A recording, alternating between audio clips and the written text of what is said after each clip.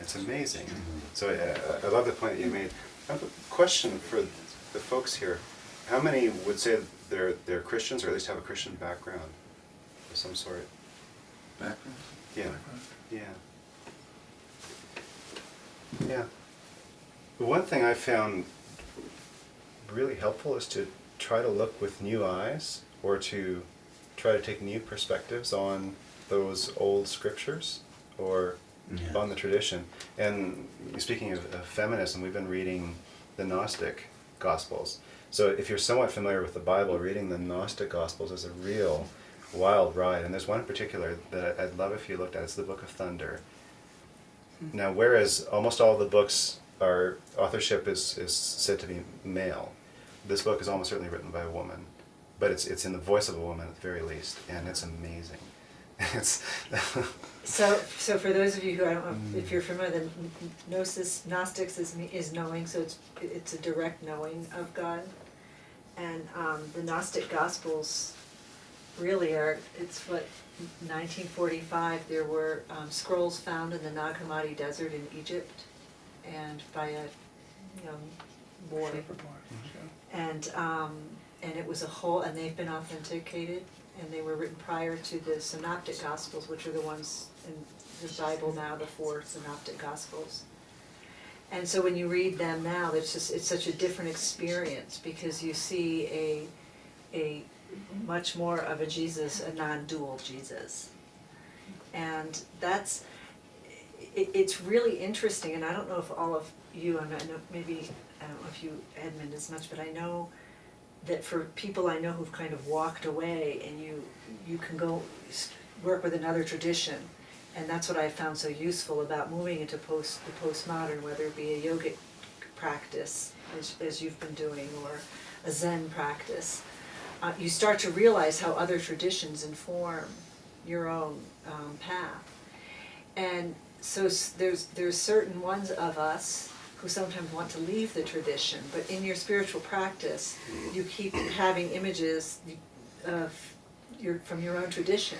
And that's what I kept running into, was I kept having images of my own tradition, or I'll go in today and see the Stations of the Cross, and I just feel this movement. And so it's now, can I take those images from my tradition, because there's for the Zen, it makes so much sense, and it's been so useful for spiritual practice.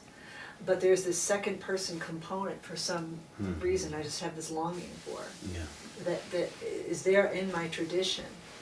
And so it's really playing with that. That's what I have found so awesome about the integral map, is recognizing that inner experience, my inner practice. And I do centering prayer, and I do the meditation Diane was teaching as an integral Zen. So I'm doing them both, because it's like one helps me really with this focus that as a 7 is so important to me, and the other is just this path of love, of relationality, and then I'm finding that each informs the other. I had an experience very powerful along exactly those lines. So in Buddhist meditation, one of the most profound forms is called Tonglen. And I've learned this from Diane. One of her teachers, Trungpa Rinpoche, when asked near the end of his life, he's kind of a wild character, and near the end of his life he was asked, how does he meditate? And his answer was, Tonglen, baby.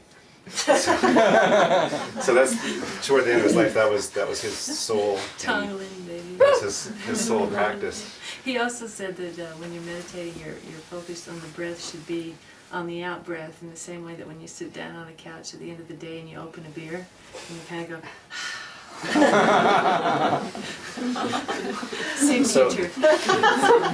Which makes him one of the patron saints of ventricle recovery. So how this Tonglen prayer, it's very beautiful. This meditation works is that you breathe in suffering, and you breathe out compassion. And usually you'll start with maybe even just one person you know who's suffering. Breathe in their suffering and breathe out compassion on them, and then slowly expand the sphere until it's the whole universe, or all sentient beings. And you're breathing in all the suffering of the universe and breathing out all the compassion of the divine on them. And we can we're vessels who can do that. So I'd learned about this form of meditation. It became very powerful for me. And then on Good Friday one year, listening to the gospel, and I heard this gospel 40, 50 times, and just listened really carefully with some exposure to the East. And the last line in the Gospel of John, depending on various translations, the last line in Jesus' life, not the last thing he says, but the very last sentence about his life on earth is, and Jesus breathed his last. And I realized he was doing Tonglen on the cross. And it was this one session for all of time, where with every breath, as he slowly died, he was breathing in all the suffering of the world and breathing out compassion until Jesus breathed his last. And then that became a practice for me, which beautifully informed by Integral, and it's that we can stand by the cross, and we can, our heart is the Sacred Heart. There's no difference. It's not that his is the Sacred Heart and we have some replica of it. That's the heart of the universe, and our heart is one with the heart of Christ, so we can stand by the cross and with Christ breathe in all the suffering of the world and breathe out all the compassion of God. And so it became a new practice for me because of the gifts of the East and just listening with new ears. Sally Kempton did a meditation with us at Integral, or at JFKU on the heart. Do you remember that, Rochelle? Mm-hmm. And so went back home and was doing that all the time because it was just a really powerful meditation. She's from. What struck me as I was doing the practice, just started having these images of the Sacred Heart of Jesus, and that's. So you start to see how your tradition just kind of keeps returning to you. And with the interior practice, you start to recognize that these are all different expressions of being. And so for I know from my own experience, it's just not feeling as attached to, and not getting as worked up around the doctrinal stuff. It can happen, it still happens, and there's times when, you know, when some edict comes out, like the investigation of the nuns right now got me, had to do some spiritual practice around that, because the nuns are very progressive. And David Reardon, in fact, came up to me and said, you know, when he was talking to Father Thomas, saying, who do we go to for future Christianity? Who are the people that are really doing some of this? And he said, find the women. And a lot of these nuns, and he says, you know, finding these 80-year-old nuns, you know, rocking out and doing some of this more progressive, whether it be yoga or learning, teaching Zen, or the Enneagram is considered progressive. Energy work, a lot of energy work. A lot of nuns are doing energy work.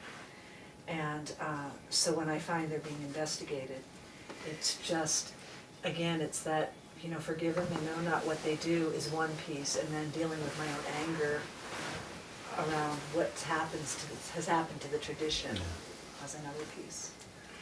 One of the things that, as I've been getting familiar with the integral thing, the first, second, third, 1, 2, 3, sheds light, I suppose, on some things for me. And one of the things, only this afternoon in a conversation with Pam, she was mentioning how, you know, the Jesuit tradition, you know, the whole thing of conversation with Jesus is, you know, very central to it. And I didn't realise, no, we have a one, actually. And there's a saying of St. Ignatius, it's not much knowledge that satisfies the soul, but a deep and intimate relish of the truth. And the heart of Jesus has been a very central thing in our tradition. And yet, over the past 40 years, we've almost dumped it. It's extraordinary. And yet someone like Tyre de Chardin was very, but it is, I think, you know, getting within and being, I think the joy, I suppose the point I was making when, you know, in striking my note there past, is that we need the different languages, actually. We need to kind of look over at one another and say, yeah, well, yeah. And that keeps us kind of from owning anything. Yes. That's the thing, Mm-hmm. you know. You know, There's it's the true vow of poverty. or another take on poverty. You know, Yeah. we don't own ours as. The poor in spirit. So I don't know if it's because I'm so curious where people are. Yeah, I was about to Yeah, do that just move, so yeah, thank so you. curious about, just wondering where people are on this notion of an integral Christianity. Because the expression, what there's 70% of Christians are mythic and below, in terms of stages.